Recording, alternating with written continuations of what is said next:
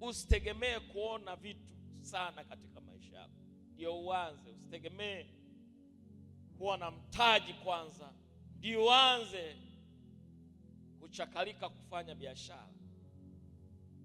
Nenda kwa imani, fanya kwa imani.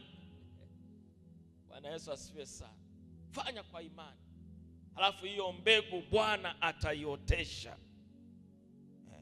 Bwana ataiotesha. Utashangaa jinsi inavyoota, jinsi inavyokuwa, jinsi Bwana anavyotokeza kwenye maisha yako. Hayo ndio maisha ya wokovu. Maisha ya wokovu hayategemei kuona. Vitu vingi tunavyofanya katika maisha yetu si kwamba tuliona, sio kwamba tuliona. Tunatangulia kufanya kwa imani.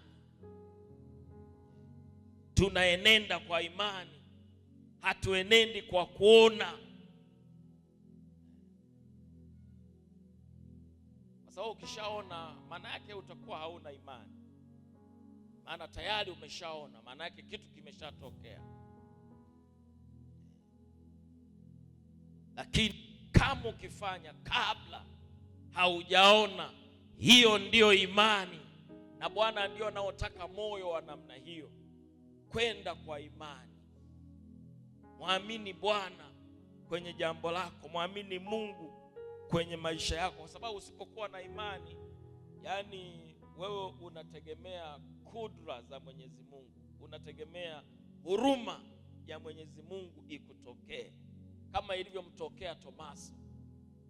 Ni kwamba tu Mungu alimhurumia, Yesu alimhurumia, akaamua atokee kwa mara nyingine na amuite, amwambie njoo unishikeshike. Baada ya kumshikashika ndo akarudi akasema, Bwana wangu na Mungu wangu. Maana akarudisha imani yake kwa Mungu. Na hatujasoma tena Biblia, Tomaso anagangamara kukataa, kuambia kwamba mimi nisipoona sitakwenda. Nenda kwa imani, anza kufanya mambo kwa imani. Kila kitu tunafanya kwa imani. Unapotafuta kazi unapeleka barua kwa imani, unaandika kwa imani, halafu Mungu anaifanya halisi. Unapotaka kuanzisha biashara unaanzisha kwa imani. Bwana Yesu asifiwe sana. Halafu Bwana anaifanya halisi.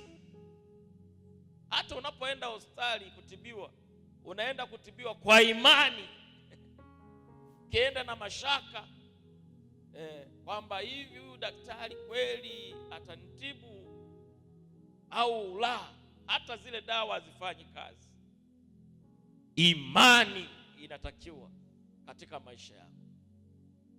Muamini Bwana kwamba yupo anatenda kazi. Hata siku moja usitegemee kuona. Ukitegemea kuona utakuwa unajichelewesha kupata majibu yako. Na watu wengi wamechelewa sana kumwona Mungu katika maisha yao, kwa sababu wanataka waone kwanza.